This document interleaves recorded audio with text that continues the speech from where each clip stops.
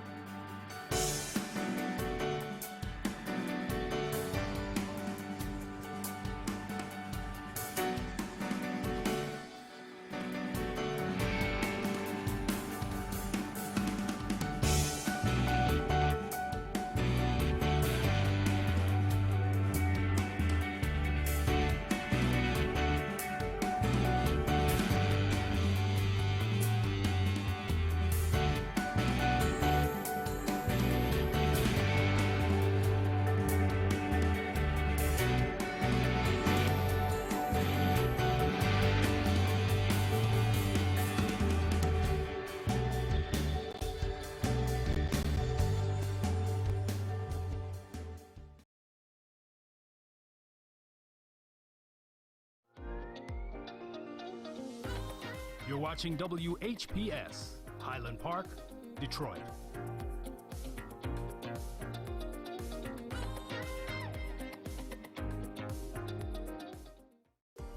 The views and opinions expressed on the following show are not necessarily the views and opinions of WHPS, its affiliates, management, or sponsors.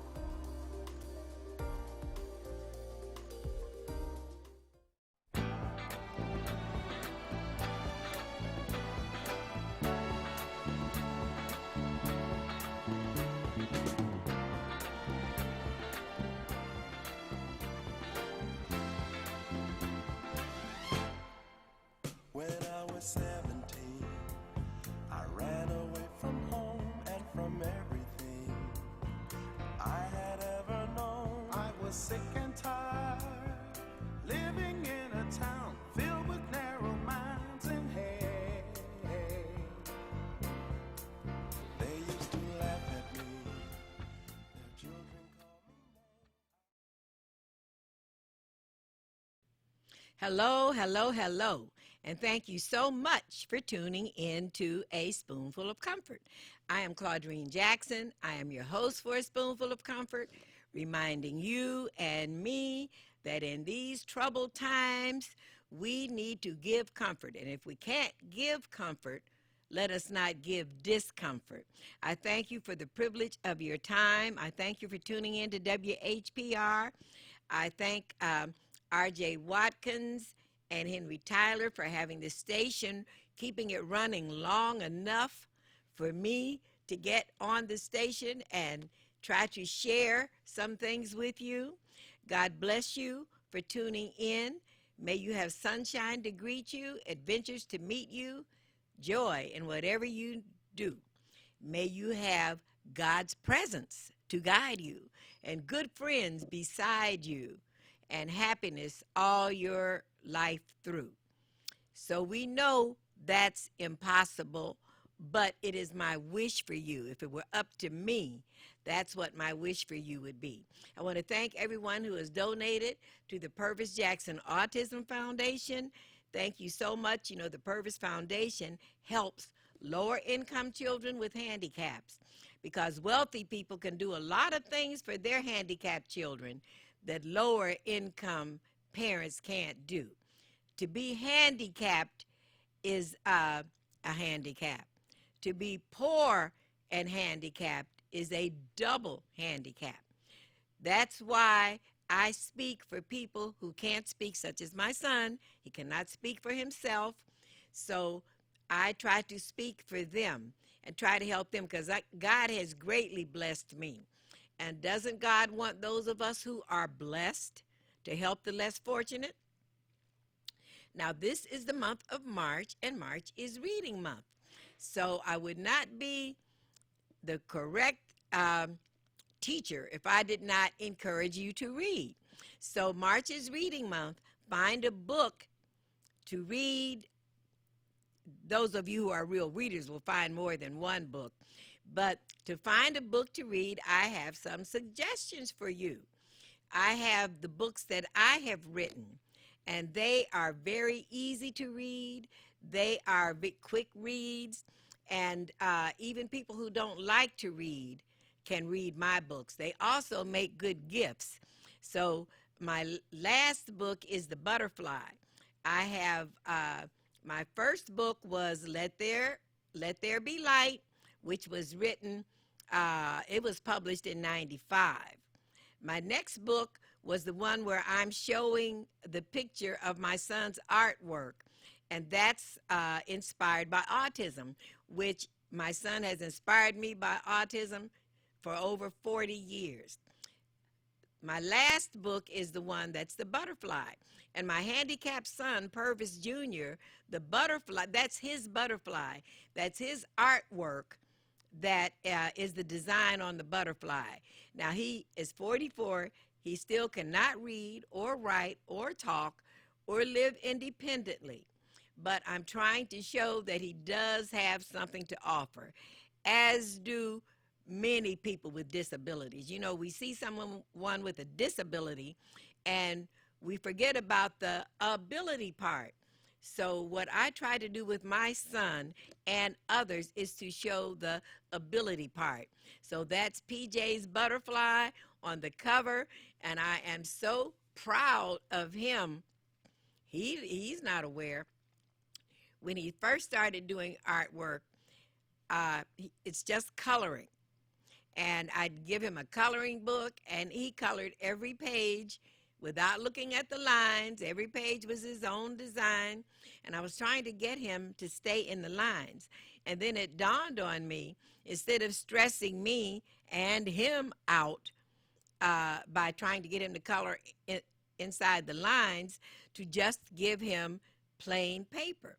And he started making really nice pictures, abstract, of course, and I was framing them and putting them on the wall, and I was so proud of them. But him being autistic, people with autism don't think the same way that we do. People with autism also have challenging behaviors. So it got to the point where not only was he not doing any more coloring and making pictures, he started taking the ones that I had on the wall, he started taking them off the wall and tearing them up. So I had to rescue them and take the rest of them off the wall. But that's an example of how a person with autism does not think the same way as we do. What is important to us was not important to him. He's thoroughly not interested in drawing or coloring or anything now. But I saved what he was doing while he was doing it. And the butterfly on my book, The Butterfly, is thanks to Purvis Jr. That's his design on the butterfly. So if you've been watching the news, you can't have missed the fact that there's a lot going on in the world, not just in Detroit or in the country, in the world. There's a lot going on in the world that is troubling. So what I want to do today is try to share a little comfort. You know, I say a spoonful of comfort. Try to share a little comfort. The things that when I get upset, I want to share with you some of the things that comfort me, because we are living in a time of discomfort. 2 Corinthians 1, 3, and 4 says that God is the Father of compassion and the God of all comfort, who comforts us in all of our troubles, so that we can comfort those in any trouble with the comfort we ourselves receive from God. So that is saying that God gives me comfort when I need it. So I'm supposed to give comfort when others need it. And Lord, don't you know we need comfort now? If we ever needed the Lord before, we sure do need him now. That's an old song, but isn't it appropriate for now? So I want to share another scripture. This is 2 Corinthians 4 and 8. For we are troubled on every side, yet not distressed. We are perplexed, but not in despair. Now, that's from 2,700 years ago, and it's still appropriate. We are troubled on every side. We are in distress. 2 Corinthians 4 and 9 says, we are persecuted, but not forsaken. We are cast down, but not destroyed. So it comforts me to remember these things. And so if some of the scriptures I'm sharing with you aren't the ones that comfort you, then you can find one that comforts you. The 23rd Psalm, we all know the 23rd Psalm. So hopefully the 23rd Psalm comforts you. He restores my soul, and I know that's true because he has restored my soul many times. Another scripture I want to share with you is Deuteronomy 31 and 8. The Lord goeth before thee. He will be with thee. He will not forsake thee. Fear not, neither be thou dismayed. For the Lord thy God is with thee, whithersoever thou goest.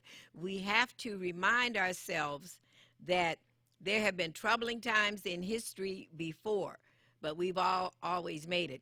And to me, what society is going through now is back to biblical times.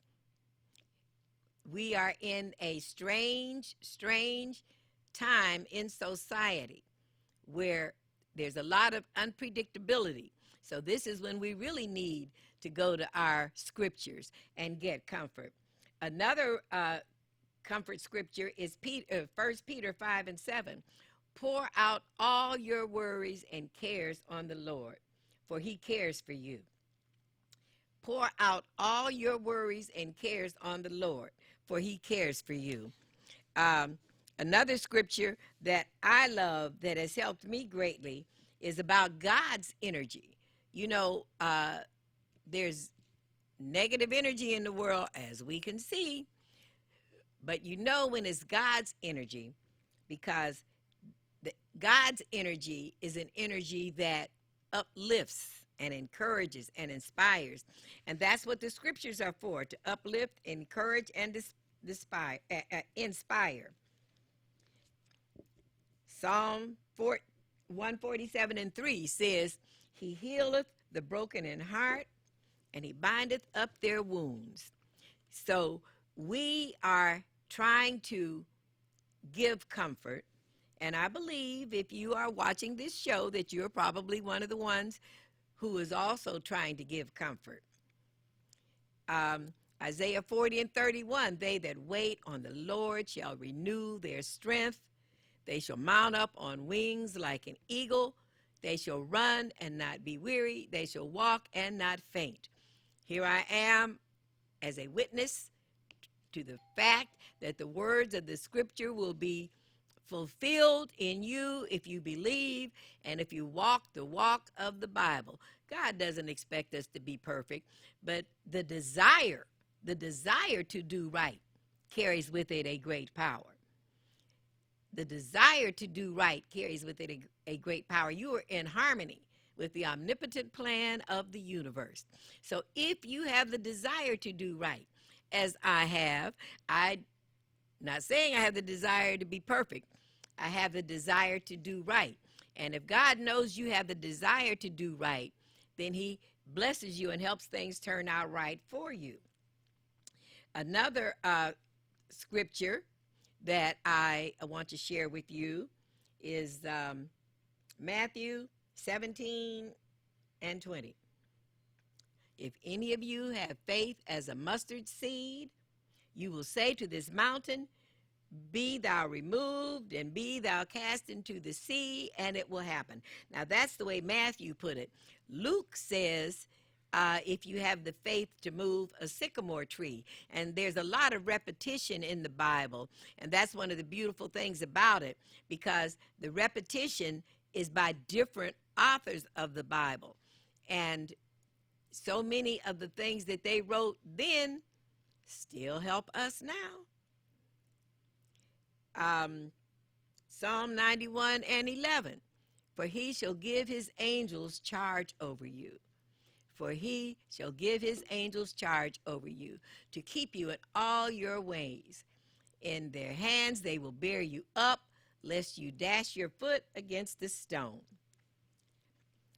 Another one, when you're distressed, read Isaiah 30 and 15.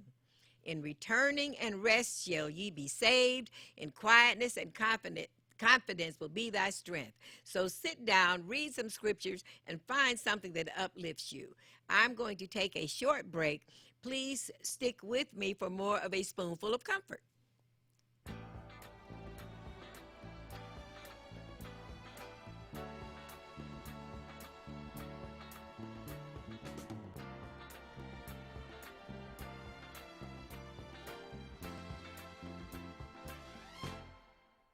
When I was 17, I ran away from home and from everything I had ever known. I was sick and tired, living in a town filled with narrow minds and hate. They used to laugh at me, their children called me names. I would run and hide, feeling so ashamed just for being born. I was just a boy, punished for a crime that was not mine. Life ain't so easy when you're a kid.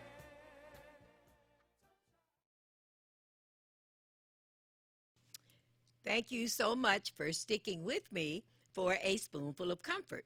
And hopefully today, something I'm saying will give you comfort, because we sure need comfort now. And who are we getting it from? Not our leaders, although we have some leaders who are trying to give us comfort. So I've shared with you some scriptures. I want to share with you some of our gospel songs, which are based on the scriptures, some of the words from our gospel songs that help uplift and encourage. You know we need encouragement.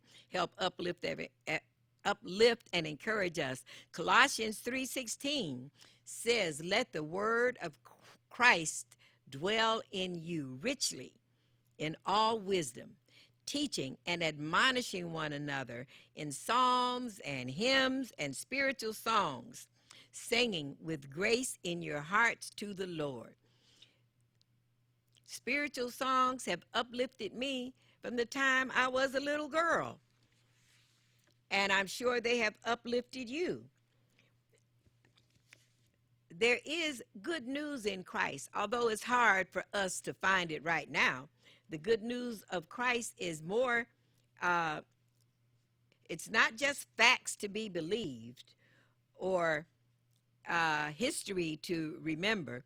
It is a life to be lived, and we sure need that now.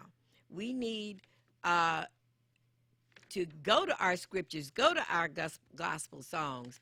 If we ever needed the Lord before, we sure do need him now. So I'm not going to sing to you, but I'm going to share some of the scriptures with you, some of the gospel words to gospel songs that have helped me a great deal. How I Got Over. How I Got Over is a good gospel song. My soul looks back and wonders how I got over. Well, those are the words to the song, but my soul does not look back and wonder how I got over. I know how I got over by just what I'm doing with you now. Scriptures and psalms, and even when I didn't believe, when I was reading the scriptures and I didn't believe. They say if your faith is as a grain of mustard seed. When I didn't believe that things were going to turn around or come about, God knew. God's thoughts are not our thoughts. There's a scripture that says that if you're down and depressed, think about the Lord will make a way somehow. Like a ship that's tossed and driven and battered by an angry sea, when the storms of life are raging and the fury falls on me, and I wonder just what I have done that makes my race so hard to run. Then I say to my soul, don't worry, The Lord will make a way somehow. I'm a witness. The Lord will make a way somehow.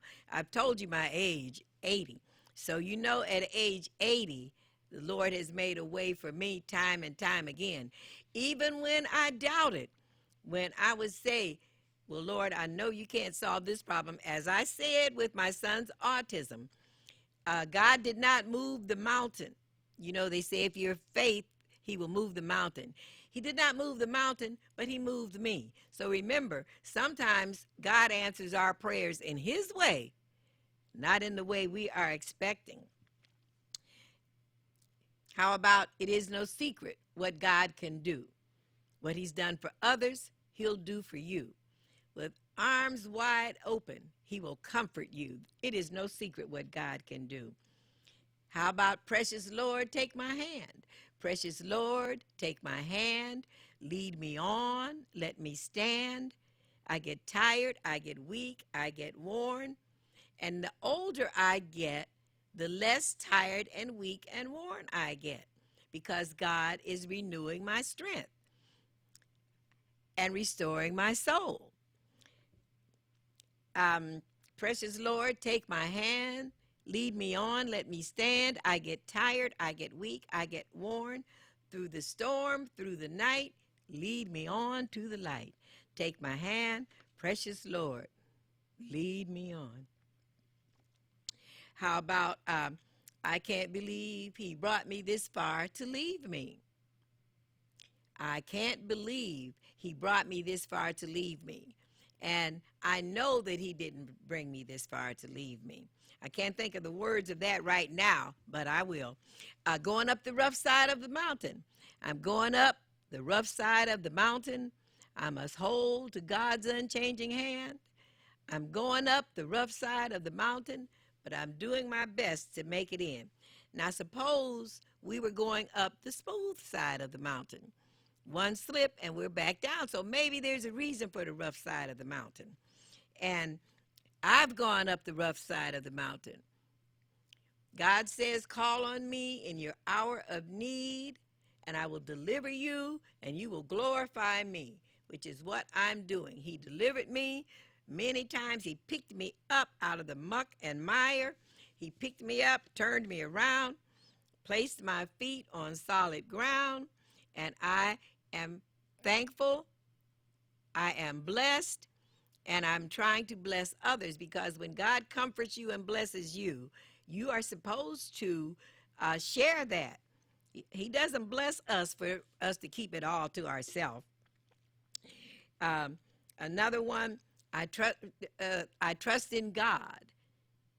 I know he cares for me on mountains bleak or on the stormy sea. For come what may, from day to day, my heavenly Father watches over me. Now, I have been on the stormy sea, for real. I've sang this song for years, but I was on a cruise. We were in the Gulf of Mexico. Usually when you're on a cruise, they turn the ship around if a storm is coming, and you go in a different direction. But we were in the Gulf of Mexico. I'm a retired teacher. You might not have a map, but if you have a map, get your map and look, and you can see the Gulf of Mexico, and you will see why the ship could not turn around. So that ship rocked all night. When I go on a cruise, which I won't be doing anytime soon, and I'm so old now that I probably won't be going on anymore, but I've had my cruises. But this particular cruise, this was stormy seas. The sky was gray. The seas were stormy. The ship was rocking. I got seasick. I got vertigo. I had to go to the shop in the on the ship and get some seasick medicine all night and all day. And I thought, who would have thought that I would actually be on the stormy sea? As many years as I've sung that song, now here I am on the stormy sea. I want to share with you a couple of my poems. This poem I'm going to share is not from my new book. It's from my old book. And I've shared it with you before, but it bears repeating. He who holds the future. When storms are raging round me and I'm drowning in quicksand and unhappy things are happening, things that I don't understand, when I don't know what else to do, I'll just do what I can, because he who holds the future, he also holds my hand. I believe that God is with me every step of the way. If he brought me to it, he'll bring me through it. So in his care, I will stay. And I will face my future according to his plan, because he who holds the future, he also holds my hand. That's from an older book. I want to share with you a poem from The Butterfly, which is one of my newer poems. And this is, What Do You Say? What do you say? What do you say to yourself when nothing is going right? You can say, I'll give my troubles to Jesus because his burden is light. You can also say, this too shall pass. My faith will see me through. When you are walking through a storm, Jesus walks with you. The Lord will make a way somehow if only you believe. So let not your heart be troubled. Just give him what you need. And you too can be transformed by the renewing of your mind. I'm a witness. You can do all things through Christ. Just let him take his time. This poem is from my new book, The Butterfly. He will guide you with his counsel and bless your weary soul and show the way to glory. Just let him have control.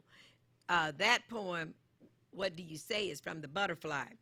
So, speaking of The Butterfly, I want to remind you about my book signing, where you can purchase copies of The Butterfly.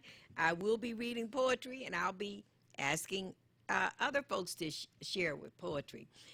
The Butterfly is on sale right here at WHPR in the gift shop, 160 Victor in Highland Park.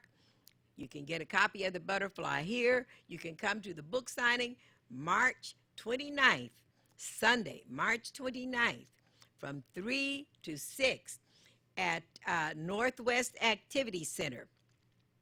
Northwest Activity Center is located at 18100 Myers, right at Curtis. You can't miss it.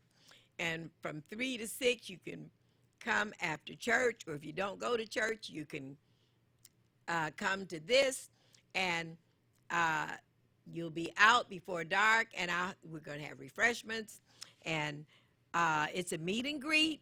I want to meet you and greet you, and I also want you to meet and greet each other. So it's a meet and greet book signing, March 29th. I'm also having one in April. March 29th, 3 to 6 at Northwest Activity Center. You know, sometimes when you get out and do things, and I've told you my age, I went through a period of time where I was just too worn out and weary to get out and do things. And actually, I want you to know, I felt better in my 70s than I did in my 50s. In my 50s, I was still working. I was taking care of PJ. I was juggling things and trying to accomplish things. I was worn out and weary and bedraggled and depressed. And I thought, Lord, how am I going to make it? But I knew that I wanted to live a long time. So George Burns is a comedian that lived in his 90s. And a couple things George Burns said came to me. One of the things he said is, you have to get older, but you don't have to get old. He also said, I know that I'm old, but I don't have time to sit and be old. So that's me. I know that I'm old. I don't have time to sit and be old. I was depressed for 10 years about my son's condition, so I asked God to give me those extra years that I threw away. Well, I won't say they were thrown away, but I asked God to give me those extra years, and if he did, I would be grateful, and I would bless others. You try to when we accept the blessings from God, then we need to remember to bless others. And remember, Proverbs 16:24, pleasant words are like a honeycomb, sweet to the soul and health to the bones. So I'm signing off. Thank you so much for tuning in to A Spoonful of Comfort. Hopefully I'll see you at the book signing. Have a good week, and God bless you.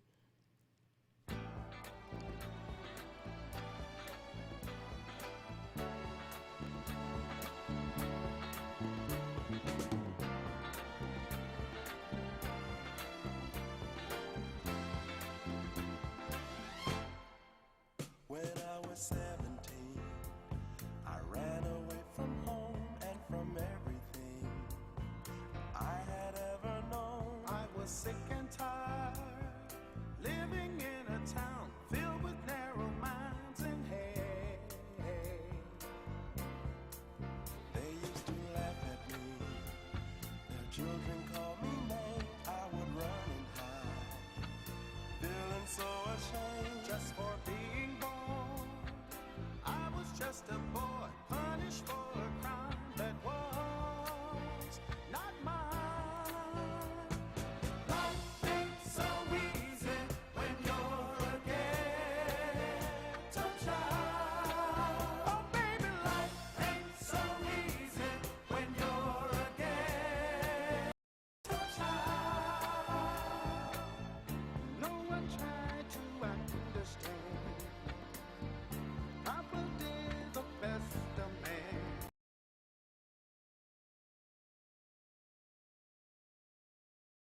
You're watching WHPS, Highland Park, Detroit.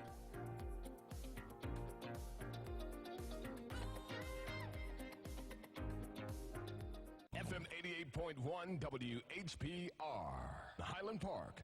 WVIE 107.3 FM Charlotte, Amalia, Virgin Islands. Betty and Debbie both need to trim their dog's nails, but Betty's dog hates having his nails trimmed, so she struggles every time. And her regular clippers pinch and cut to the quick. But Debbie's dog doesn't mind it at all because she's found a simple solution. Introducing Paw Perfect, the new safe, quick, and easy way to keep your dog's nails trimmed perfectly. Paw Perfect uses a rotary filing action, just like the pros do, to gently file the nail to a perfectly smooth finish, giving you precise, pain-free trimming right at home. Paw Perfect replaces old-fashioned, painful clippers like these and makes nail grooming safe and easy for just $19.99. That's less than one trip to the groomer. We'll even give you free shipping. Order right now and you can get a second Paw Perfect. Just pay a separate fee. Yes, you get it all.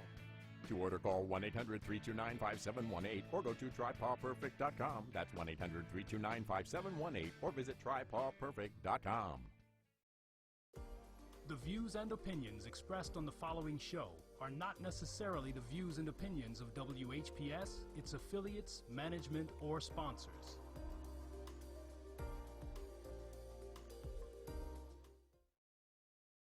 This program is brought to you by Lemon Burn. Lemon Burn attacks and reduces belly fat. Get yours today. 313-868-6612. What's up? This is the one and only Timmy Tim Live, and you are now watching Renee Stepping Out on Faith right here on 107.3 WVIE. Take it away, Renee. All right, I will take it away. I will. Timmy Tim, y'all, TTL, Timmy Tim Live, one of my favorite engineers out here and producers and just everything, all well-rounded, straight out of Detroit. Welcome to WVIE 107. I want to make sure I got it all. And I'll bring in the lovely Miss Claudine Jackson. I got a chance to put her on the show with me today. I'm excited. Hello, Miss Jackson. Hello, Miss Renee. I love you. Thank you so much for having me on your show. I love you too, and I appreciate you. I appreciate all that you do around here, honey. I appreciate you. I do it because of you. You make me, especially Well, on thank you, Tuesday. darling. We inspire each other. Yes, we do. Yes, we do. I'm motivated by you, and I'm thanking you for blessing my mic during the Black History Month. You are always welcome to come through here. You know that, right? I appreciate that. Thank you. Yes, yes, yes. And I know you're a busy woman with the book and all. I love the book. Well, I only got a chance to get the one. Inspired by autism. Right. But you know you'll I get want to the get next the book as poets. soon That's as coming. Yeah, it's coming. Yeah. It'll- And congratulations on how long you been a writer. I've been writing.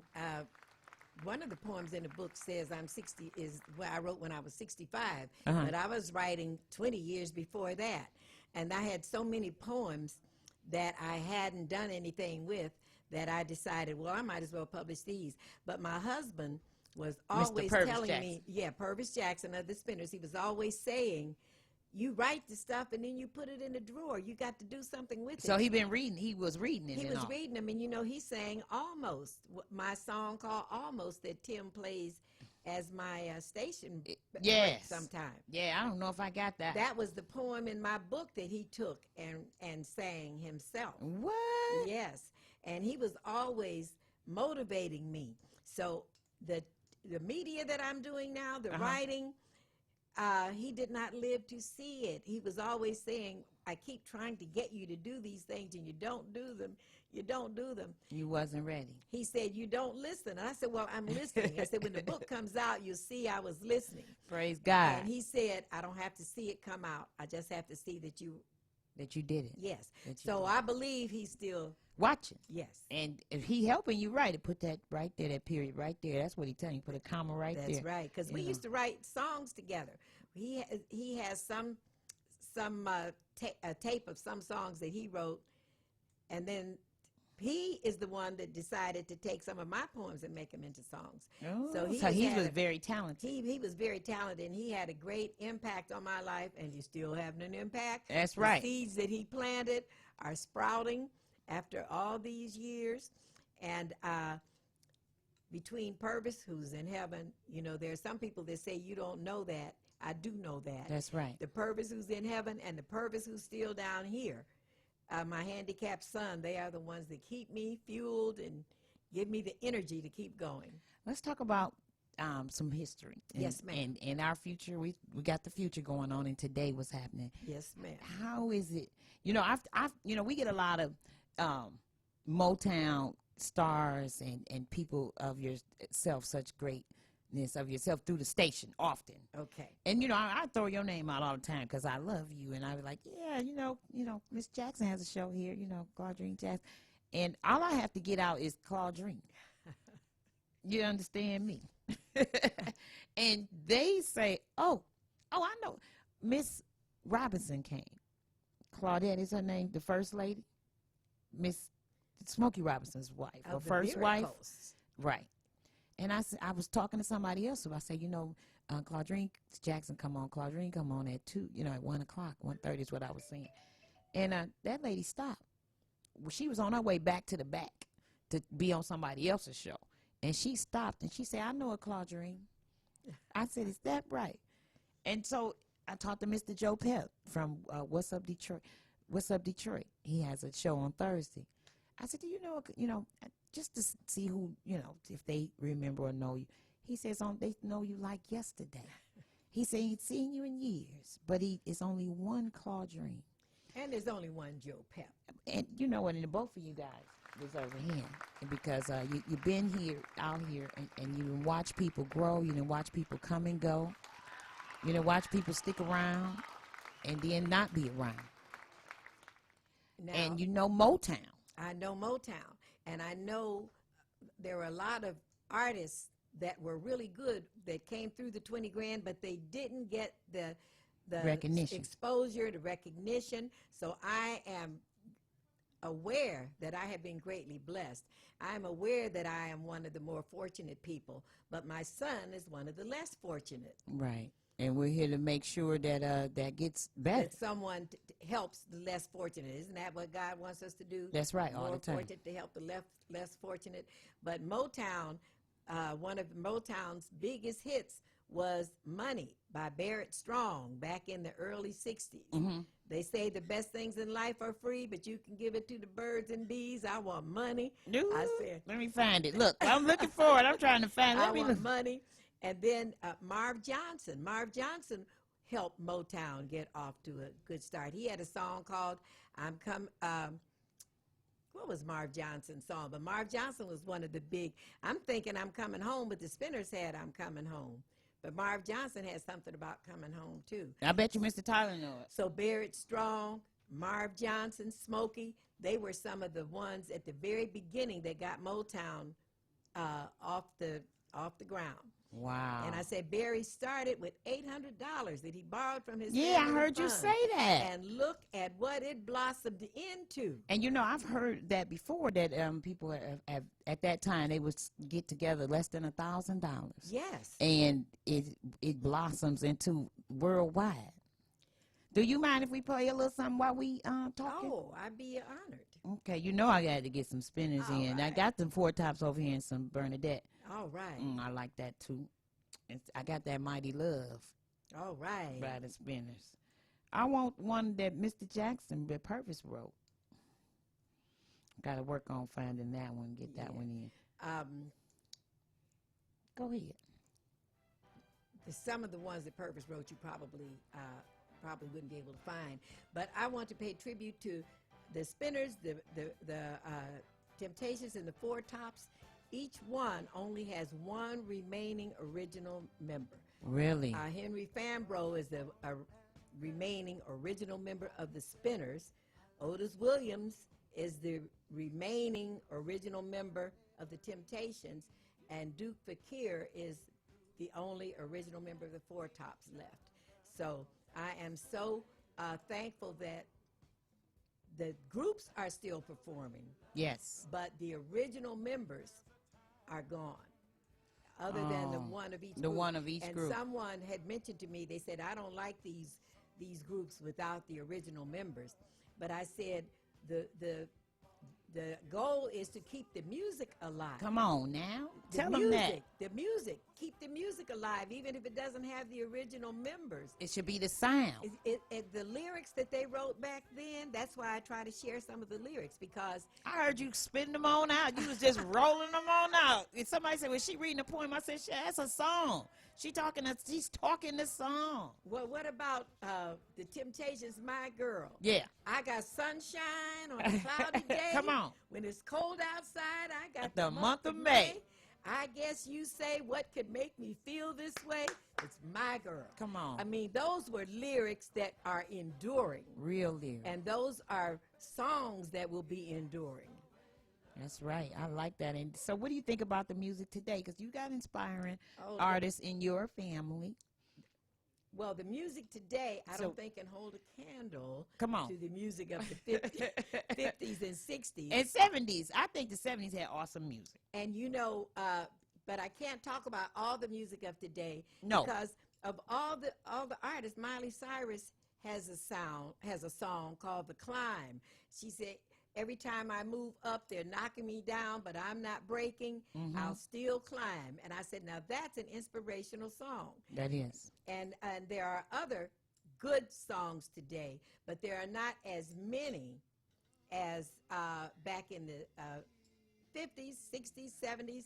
Now, I don't know about you. You weren't around in the 50s. I was not. Or the 60s. Because you young stuff. Because I'm a 7-1 baby. But back in the 50s, there were the Coasters, the Clovers, the Spaniels, the Flamingos. These are groups that the Spinners patterned themselves after. So it was in the 50s when black music first started getting played on the radio, because I'll tell you another part of black history. Yes. Back in the 50s, when a black person made a record, they had it covered by a white artist. They showed that in a movie. Was it the 5 Heartbeats or the Temptations movie? And when we say it was covered by a white artist, which means they didn't play the black version on the radio, they played the white version. And how was they made a white person sing it or perform it or produce, record it? Record it, yes. But that was Wow. called a cover. But black music got better and better and better, and they couldn't cover it any longer. They couldn't keep up. That's what it was. They couldn't keep up. What you I'm afraid to ask you one of your favorite songs out of Motown because I might not have it. And I want to make sure I got it. But I have too many favorite songs. Okay. But I think Marv Johnson made this song. I was talking about Marv Johnson. Move two mountains. Uh-huh. I'll move two mountains. I'll drink a river dry. I'll swim the deepest ocean, pull a star from the sky. I'll do all these things to show my love for you. If you say my love is true. Now listen to those lyrics. I love that. Yes. Now, who did the Spinners or that you're aware of, like Mr. Jackson wrote? I know you say he took one of your writings before and sang them. Yes. But was they known? Did they have to have their own writers, or they just They did had what they their felt? own writers. In fact, that was one of Purvis's problems. That one of the He things he didn't want felt that. bad about. Okay. He said he wanted more of his songs to be recorded. Okay. But on one of the Spinner albums, I don't know which album, there's a song called "Woman Is Man's Best Friend" that Purvis wrote. Okay. And he said that I inspired it. Of So, course. How long were you married, you guys? How long were you guys Oh married? my goodness! Now that's a story. We met in '64. We hooked up in '66, married in '68, separated in What? I know it wasn't long.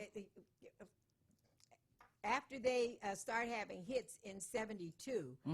Our son was born in '75. Now everything was just wonderful. We were just every day was Christmas. Life was shopping and parties. And you press lived in parties. Detroit, right? Yes. On the west side or the east side of downtown? Never left Detroit. We always lived. I lived in Highland Park, right over here, where a few blocks from this studio. Oh. We lived in Highland Park for years back in the '70s back in the '60s, and my children attended Highland Park School. Okay. I worked for the Highland Park Board of Education, so Highland Park is our Stomping part of grounds. Our roots, Our yes, roots, ma'am. right. Yes, I said ma'am. stomping grounds. I'm sorry. Now, one of the other my other favorite songs from I'll do a Spinner song. Okay. I'll be around whenever you call me. Yeah, I like I'll that. be there whenever you want me. I'll be there. Whenever you need me. I'll be there. I'll be around. Now, Purvis and I were separated for years, and he used to sing that song to me when we were separated. I'll be around, and he lived up to it. I heard that. Also, the Spinners had a hit, "Working My Way Back to You," and he used to sing that to me, because I'm working my way back to you, babe. That's right. With a burning love inside. Ooh. I'm working my way back to you, babe, for the happiness that died. I let it get away, and then Purvis would come in, been paying every day. I'm not a singer, so I try to leave the singing to the real singers. So life was good. You guys had great fun, great holidays. You got a chance to chill with the Temptations when they were in Detroit, or like the other groups from Motown? Because I heard you tell us stories how you guys they'll come over for the summer, y'all kind of limos parked out front on the lawn. Right. We used like to it's have, a barbecue. Back in the day, we used to, whenever there were artists in town, we would invite them to our house for dinner. Okay. So at the 20 grand, then the artists performed for 10 nights in a row, 3 shows a night. Artists don't perform like that now. Wow. 3 No. shows a night, 10 nights in a row. So the Dells were performing at the 20 grand, and that Sunday, Purvis came to me and says, Sunday night, after the bar closed, 3 a.m., I invited the Dells over for dinner tomorrow. I said, what? That's cool. So, well, we got to have them tomorrow because they got to leave town. So that next day, I was going crazy trying to get the house in shape for company, get food.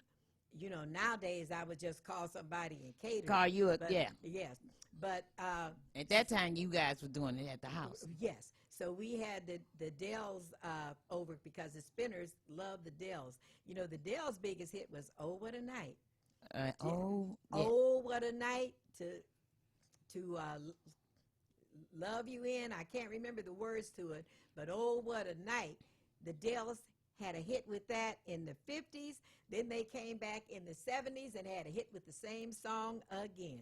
Now, did you guys used to sing around the house? You know, when the groups came over, did everybody just feel like it? Sometimes they just break get together. out. Sometimes they get together and sing, but most of the time they didn't. When Purvis and I first got married, because I like to sing, and I'd say, I got a lot of nerve singing to a real singer.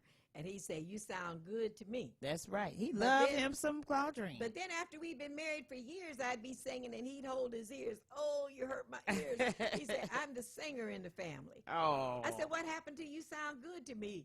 He said, oh, I don't have to lie no more. Oh. He was very entertaining. Yes. He was very funny. Yes. Yes. I can tell just by look. You know, I got one of my favorite clips that I play is games people play when they were on Soul Train. Yes, ma'am. And I just like seeing it, and I can hear it, and I can feel that music, you know, on the inside. And I love music I can feel. Back then, if you had something you wanted to say, there was a song that captured what you wanted to say. But nowadays, sometimes what you hear the words to the song, that's not what you want to say. No, that's what happened in their world, Yeah. or dreams, or what have you in life. And it's a shame the Spinners hit when they were with Motown. Part of it was, how could you use me, try to abuse me? How could you stand to be so cruel? Why don't you free me from this prison? I've served my time as your fool. It's a shame the way you mess around with this man. Yeah. And usually it was the woman singing about how the man mistreated her. That's right. But it's a shame was the men singing about how the woman Mistreated them. them. They was being truthful and honest. What about Rubber Band Man? Rubber Band Man. Did you like that one? I said that'll never be a hit when Purvis said. You told him that? Purvis played it for me. You said that'll never work. I said that'll never be a hit. Shows you what I know. That song Rubber is Band the bomb. Man isn't it? It took off. And I'm so thankful. Now, Tom Bell, I have to give Tom Bell credit. Okay. When the Spinners went to Atlantic, he said that they told him he could work with any. The Spinners went to Atlantic at the same time Tom Bell went to Atlantic. And he said that they told him he could work with any artist that he wanted to work with. And he went through this list of artists. See, there were 3 pages. The Spinners were the last artists on the 3rd page. He said he wanted to work with the Spinners. And they said, you don't want to work with the Spinners. They're Motown rejects. Now, can you believe that? If he had listened to them, so he told me that the person that told him that, he went over their head. And that's how he worked with the Spinners. But it would have been just that easy for the Spinners to get knocked out. Isn't that amazing? That and you know, people know with the bottom line is the power is in the word. Yes, ma'am. You understand that? And it's more, and that's more than one way. When I say that, the power is in the tongue. It's in the word. It's in the word of the Bible. That's right. It's in the words that come out your mouth. It's in the words that you speak. A little bit of more Black history. I was watching something on Netflix or something of that nature, and they said that one of the stylistics' mother did something in Black history. Do you recall that? I don't know that story. Okay, when I find out, I'm gonna let you know. We are. We're gonna look that up together. Because I thought about Mr. Tyler when it's like she's the mother of the stylistic so and so. I couldn't think of the name, but it came to me when you mentioned those groups. Wow. So I just want to say that Gerald Flynn said G.C. Cameron. Yes, G.C. Cameron. Jerry Flynn. Jerry Flynn Dale, Detroit's own. Yes. G.C. Cameron was the leader of It's a Shame. Yes. And he's the one that did the high voice and the lower voice. And Stevie Wonder wrote It's a Shame. Did you get a chance to meet Stevie? Oh, well. Several times, huh? Yeah. But Stevie used to play a joke on folks at Motown. Okay. He was like a big kid. Yeah. He would say, well, what color dress is Martha wearing? Martha or Diane, what color dress is she wearing? What color shoes? And they say she got on a red dress and red shoes. Then when she walked in the room, he'd say, oh, I love that red dress. So he used to flatter the women. Yeah. Because that's women like, oh, you can't see me, but you know what color I got on. And they say he always wanted to drive a bus. or drive a car or something. I've heard that. So I don't know how true this is that at one of the trips out of town, they were in this big parking lot, and they let Stevie drive the bus. What? Because he couldn't hit anything. Because it was the parking lot. It was in the parking lot. He couldn't hit anything. Lord. So, did you see it? You say you don't know how true. Oh, no. You just heard about it. I don't even know how true that is. Right. But I know that's one of the things that... you know, they say now Stevie has driven already. Yeah. Since he's been grown and, away from Motown. So would you say Motown history in Detroit, right? Because you've been in Detroit all your life? I was raised up in Pennsylvania. Okay. I came to Detroit my last year of high school, and I've been here ever since. I love Detroit. I'm a Detroit lover. When a lot of Did you go to high school in Detroit your last year? My last year, I went to Central High School. My mama went to Central. She graduated from Central High. And a lot of people, when they were leaving Detroit, and people were saying, aren't you going to leave Detroit? Aren't you going to leave Detroit? And the only time I planned on leaving Detroit, I was going to Florida. But if I was going to stay in the area, I was going to stay because I love Detroit. And we love you. Detroit has its problems, but Detroit has some wonderful people. And then everybody got some problems. of the best people in this city. That's right.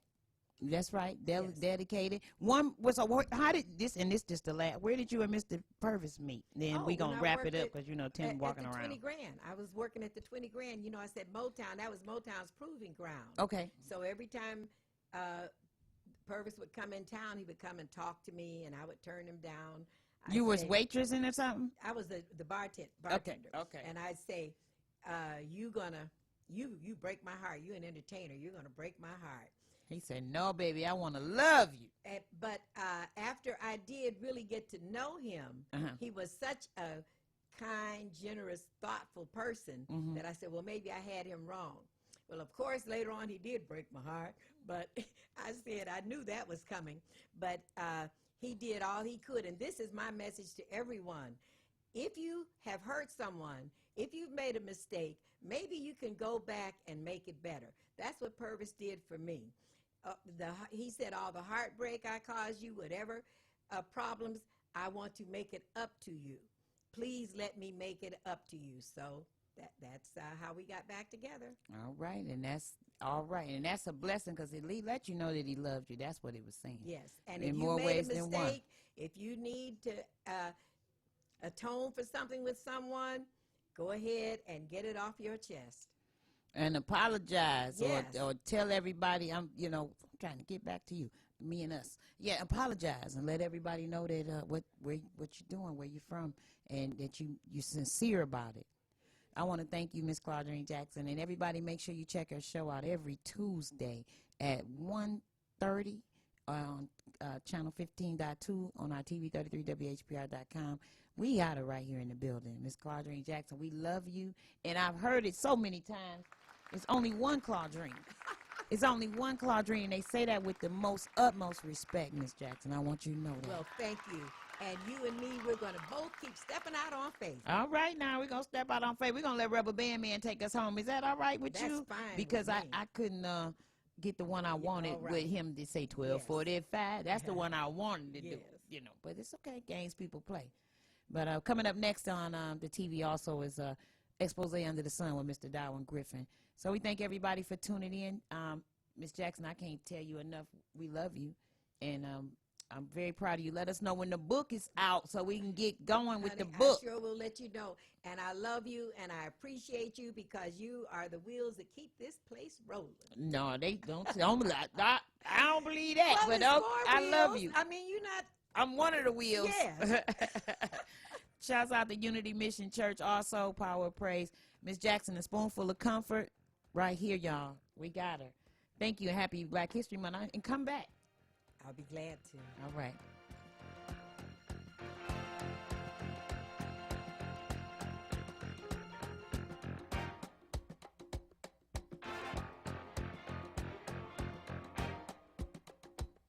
You can attract sponsors.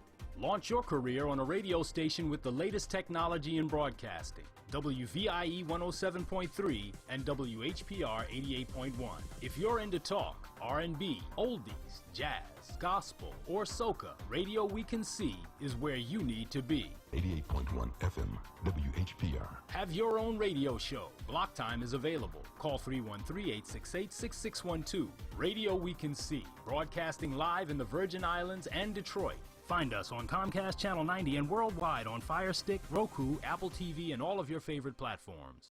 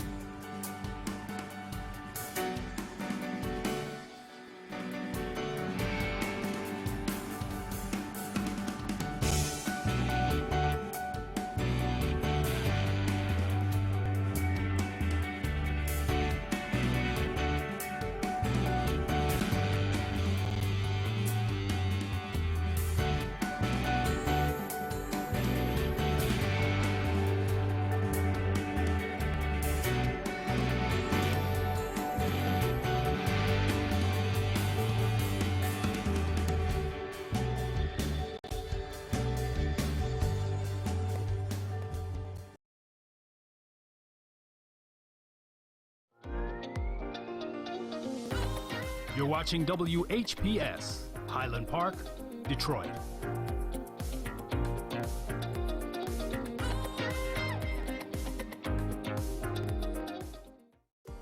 The views and opinions expressed on the following show are not necessarily the views and opinions of WHPS, its affiliates, management, or sponsors.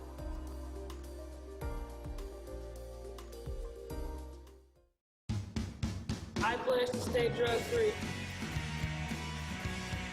I plan to stay drug-free. I pledge to stay drug-free. I pledge to be drug-free.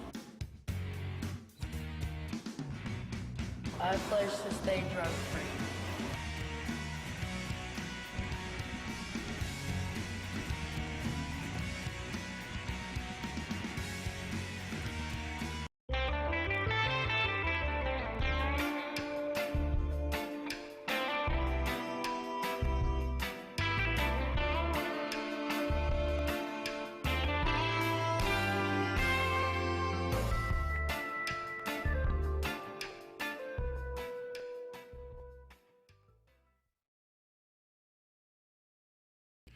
And thank you. I want to welcome you to Expose Under the Sun, sponsored by the Detroit Native Sun newspaper. I'm your host, Darwin Griffin, and I am very pleased to have two very special guests on the show today.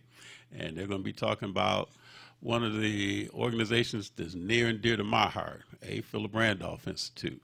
So before we get to my special guests, I just want to go and tell you that if you'd like to call in and join in on the conversation, our calling numbers are area code 313-868-0342, 313-868-0351, or 313-868-4336. And our website is www.tv33whpr.com.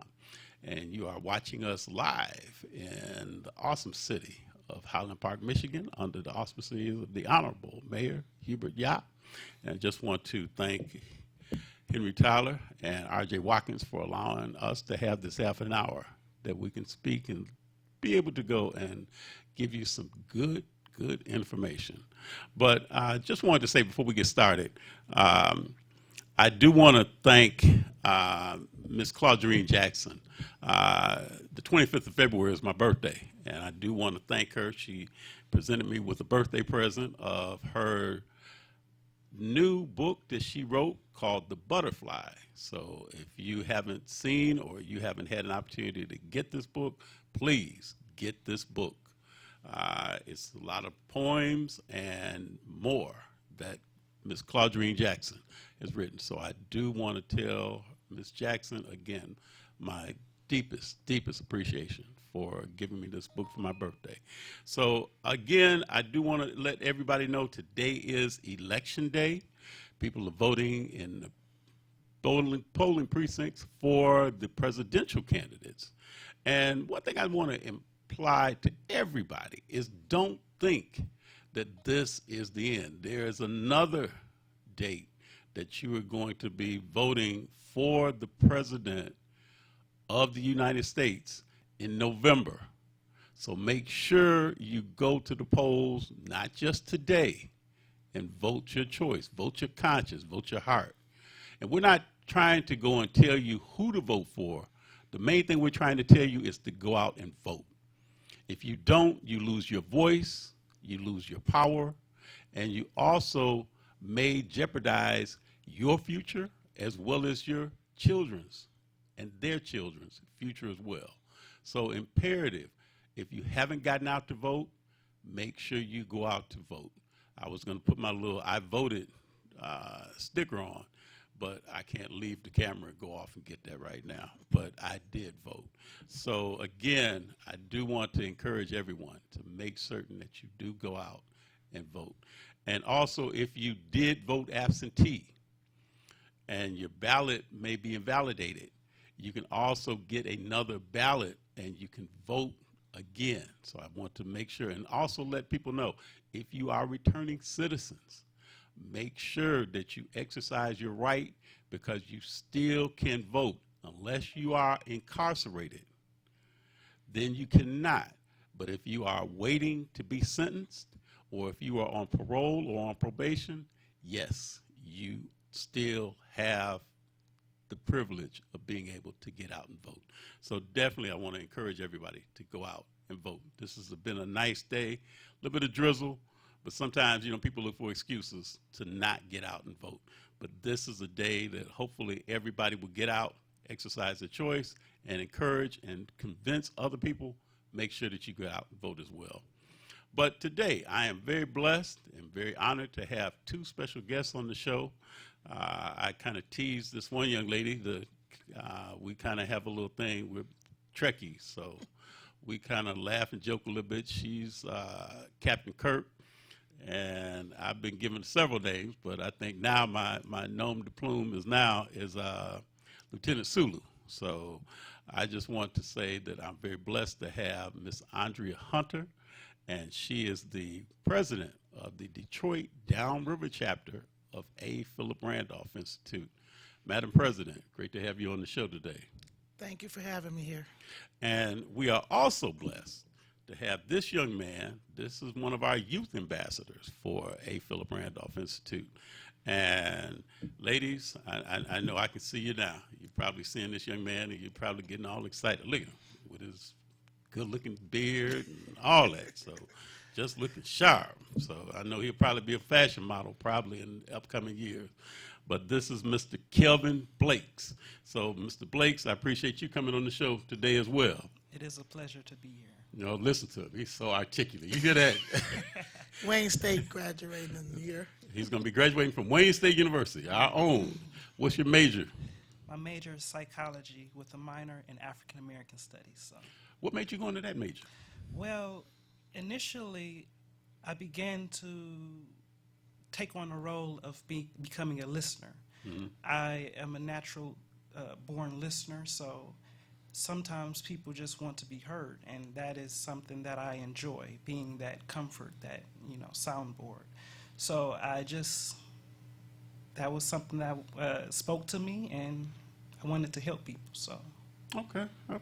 So now, what do you want to do? So you say you want to help people, so after you graduate and get your degree, what do you want to do with it? Well, initially I wanted to open up my own private practice as a therapist. But now I am looking for other options as a counselor, maybe going to social work. I just know that I want to help people. Okay, so now, before we get to Andrea to tell a little bit more about A. Philip Randolph Institute, you are a youth ambassador? Yes. And you've gone to some of the conventions? Yes. What was it like? What were some of your experiences going to some of the conventions? And how many conventions that you've been to? Well, I started off when I was 17. So my first experience going to a national conference, it was it was eye-opening. Where was it at? That was in, I believe, Savannah, Georgia. Oh, I was down there with you. Okay. Yes. And just to be in a room with other people like me who have a variety of different experiences, listening to them about the issues of police brutality, and it was just, it made me want to be more and do more within my community. Okay. So now you're going to be receiving an award, if I'm understanding, next month. Is that correct? Yes. What type of award are you going to be receiving? I am going to be receiving a reward that basically says you've gone beyond and above. And personally, I feel like there's always more work to be done, but I will accept this award. So. Okay. Anybody in particular that may have who inspires you? What motivates you? What gives you that inspiration when you get up and get out and do some of the things that you do in the community? Or when you think about your future and what you want to do when you graduate from Wayne State, what motivates you? Who motivates you? Well, there are multiple people. I look through my studies, I have noticed that there were people like Marcus Garvey, people like A. Philip Randolph. These people set up a foundation for us to become better, to do more, to fight for the rights that we deserve. And I feel like it is my responsibility as an African American to uphold that and to make a better tomorrow, so to speak. So to speak. Okay. All right. Well, let's segue into, that's good when you said that about A. Philip Randolph Institute. So now, Andrea Hunter, you are the president of the Detroit John River chapter of A. Philip Randolph Institute. Tell a little bit about the chapter and who A. Philip Randolph was. Well, our chapter began in 2012. For fact, June 30th of 2012. There's numerous chapters across the country. A. Philip Randolph Institute was created in 1965, and it was in direct relation to the passing of the Voter Rights Act of 1965. In regards to making sure that there was an institute entity to make sure that even though law got passed for equality of voting rights across board, somebody remained there to make sure that those voter rights stayed intact. So we always have to have somebody guardian. Like this is the 100-year anniversary of the 19th Amendment for women get the right to vote, and that created the League of Women Voters. They've been around for 100 years to make sure that women have that right. So every time we have an act or an entity, we need to keep people there around for, to make sure to incite that these laws that were fought for do not disintegrate or go away altogether. So that's why A. Philip Randolph Institute was created. As anyone know, A. Philip Randolph has different type of categories, but A. Philip Randolph is considered a labor leader because he believes, like I do, that you kind of get people with any type of rights they want to fight for, health care, home, maybe for education, whatever. They don't care to engage in that if they don't have their basic fundamentals of food and shelter. And food and shelter goes along with jobs. So, and the thing that people think, even though he's an Afro-American-based leader, he was very inclusive. In my classes I teach at Wayne State Labor University and U of M Labor, I always bring the 1963 program from that March on Washington. And there you see people spoke of various religions, races, and people don't realize women spoke too. We educate our children to believe that I Have a Dream speech was the only, or Dr. King's speech. For a fact, he was the very last one to speak before, there was a choir. If you look at the program. So it's various speakers that day, and that's something we need to educate our children in and understand that it was, if the title of that program said Jobs and Freedom. Jobs is something, it doesn't matter what walk of life you have, that you are inclusive. That's how we build coalitions. Coalitions are built because everyone has a like-minded subject. And jobs is one thing we all have to understand. Because I teach to everybody, the powers that be, the only thing they do is they try to do things to divide us. They divide us on social issues. They divide us on race. They divide us on religion. So we're so busy arguing amongst each other at the bottom, we're not collectively getting each other to understand the things that we deserve. So that's one of the reasons why I'm very involved with A. Philip Randolph. And as the president of Local 1299 Steelworkers and a labor person, now we got to understand that if the community does not support us in our different, as we see proposals that's on ballots, like I said, there's different things, then how can we collectively ensure everyone has equality on the workplace floor? So that's all needed. You're the president of, say that again? I'm also the president of United Steelworkers, Local 1299. Now, are you the first woman president? You're just going to put that in there. I'm the first woman and first African American, yes. Well, you gotta say that. You know, Congratulations. I thank you, but my point is that I'm a steel worker, and that's why I got elected. I just want to say I'm a steel worker, not for any first or whatever. It just happened to be there, but I'm a steel worker. Very proud, 25-year steel worker. And I know all of your people that have voted you in are very proud of the work that you've been doing. Well, every day we fight to make sure that happens. Now, tell a little bit about, I've been a proud member of A. Philip Randolph for about the last 5 years. Tell, who was A. Philip Randolph? A. Philip Randolph, at one time in this country, was designated by the FBI as the most dangerous African American in America. This is a man that, if you are a person of color in the military, you have to thank him. This is a man who started the first union, sleeping car porters for predominantly African Americans. This is a man who stood behind the scenes along with Bear Rustin and let a young Dr. King flourish. Many might not understand that I'm not taking anything away from the great doctor. He sacrificed his ultimate thing, his life. However, he was articulate and nice looking, and like I tell my people about marketing. He could market, but those men behind the scenes, he was only 23 years old with the Alabama boycotts. Okay, that was Bear Rustin. Bear Rustin brought peaceful protests over from Gandhi. He brought it over here. He was organizers. A. Philip Randolph was the type of person whose picture was beyond him. He was not an egotistical person. He brought up Bear Rustin, who later in turn brought up Dr. King, who later in turn brought up John Lewis. We always try to reach one, teach one.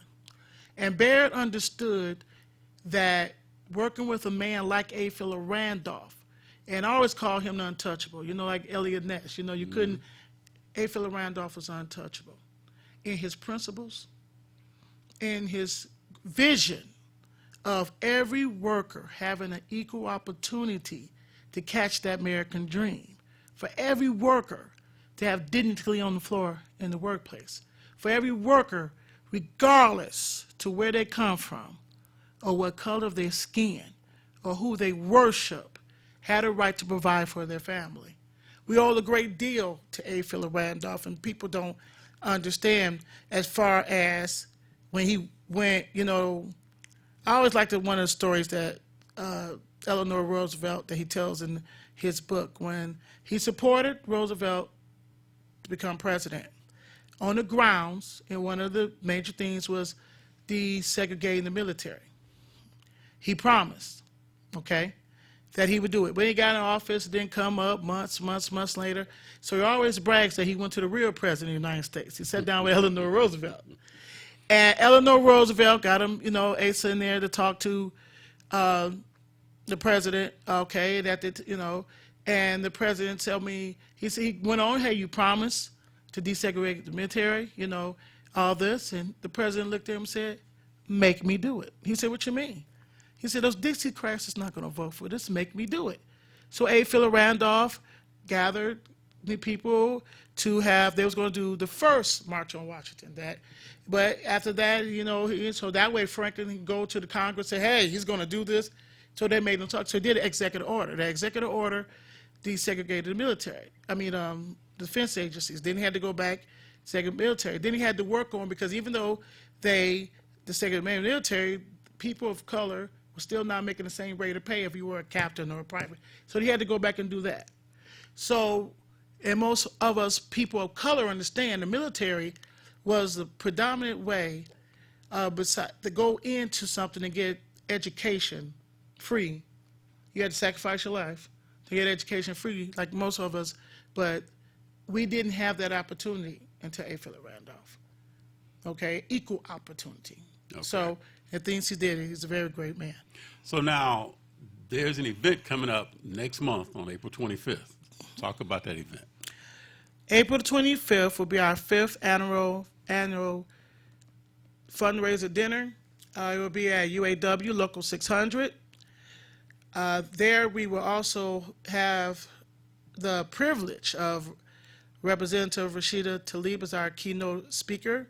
What we do with those dollars that we raise is we feed the less fortunate, because a lot of people don't understand.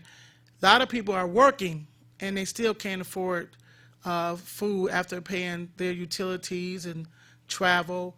We also take those dollars and educate people on civics, because we're really finding out, it's very heartbreaking that civics has really been taken out of the public schools here.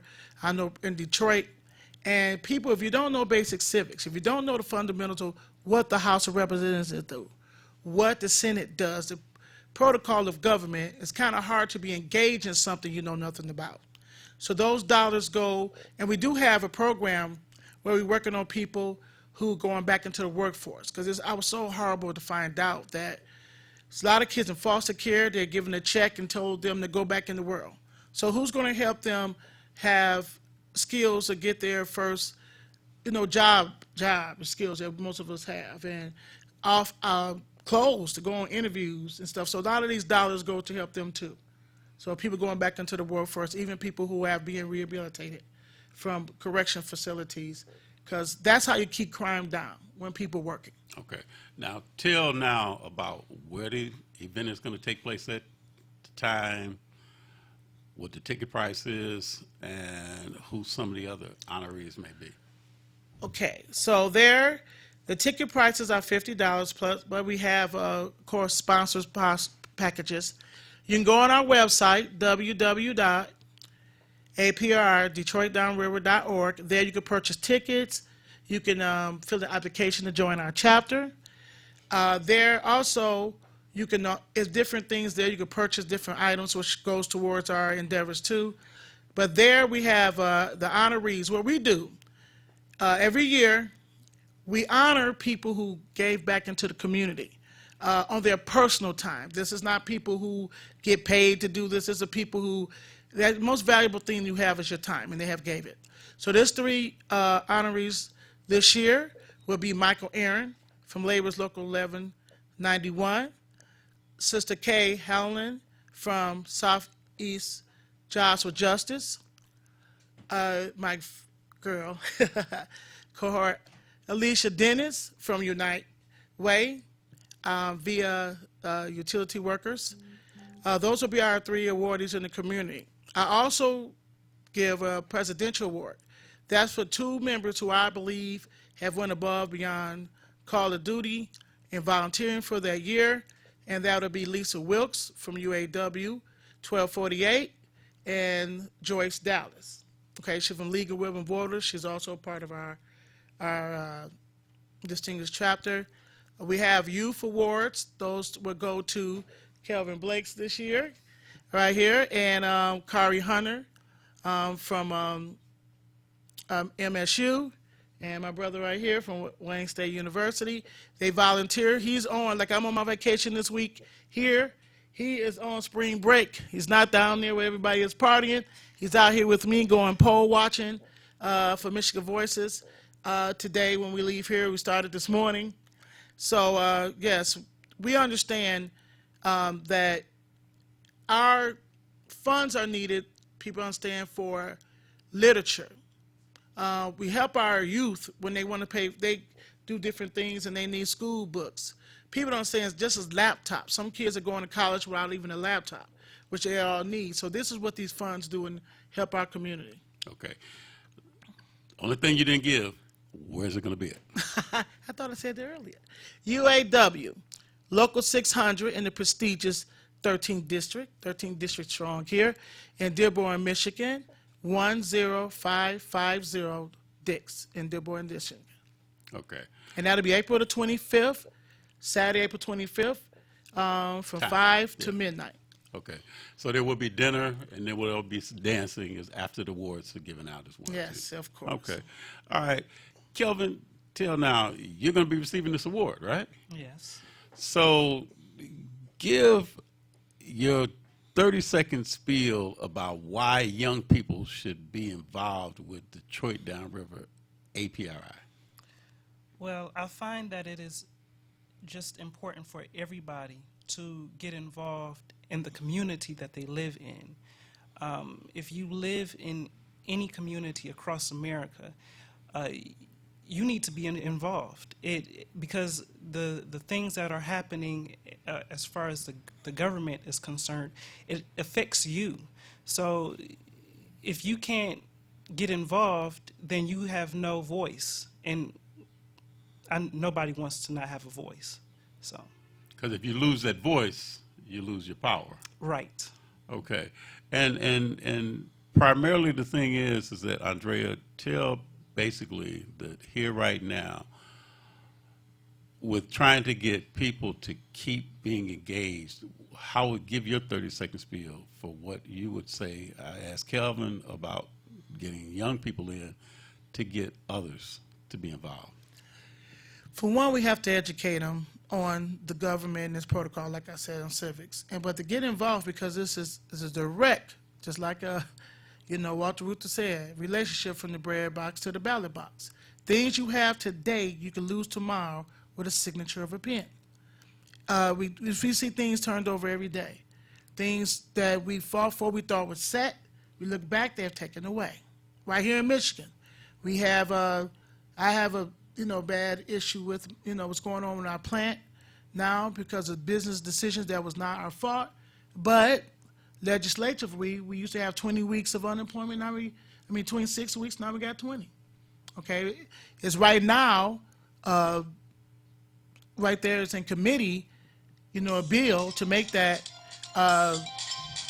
bill to make that add the 6 weeks back. Okay, but we got to get that bill passed. It's just sitting in committee. So that's why I think it's important, is because it's economics to affect you and your family. Everybody understand that one thing we all want to do is eat and have shelter. Mm-hmm. Well, okay, so now we've got a few minutes left. Give the contact information if somebody wants to join the chapter or if they want to get more information about the fundraiser. What's the information that you would give? Please visit our website at www.apri.detroitdownriver.org. There you can get on our website, see the things we do. You could make donations. You could join our chapter. There are tickets available there for our fundraiser dinner. So that's how you get in. We will hope everybody, as long as they have our bylaws, and our bylaws basically state to work in the community, respect one another, and make sure that we reach out, because we are our brothers and sisters keeper, regardless to what we think we are. Well, I do want to thank both of you for being on the show today. Okay, thank you. And I do want to go and express that if you would like to get a copy of the Detroit Native Sun newspaper, you can contact Ms. Valerie Lockhart at area code 313-457-5944, and you can pick up a copy of the Detroit Native Sun newspaper at your local Kroger supermarkets. But again, Kelvin, I'll let you take us out. So primarily, what's the one word, Kelvin, that you would give today for all of our listening and viewers for this show? Vote. Good word. Good word. That's a great word for today. Make sure, exercise your ability, exercise your power, exercise your voice, and get out and vote. Again, this is Darwin Griffin. I just want to thank everybody for tuning in. And be careful, because make certain that you stay very conscious of this coronavirus, because right now it's very, very powerful. So you want to take every precaution that you can. But again, peace. Tell somebody you love them. We'll see you next week. Same time, same station.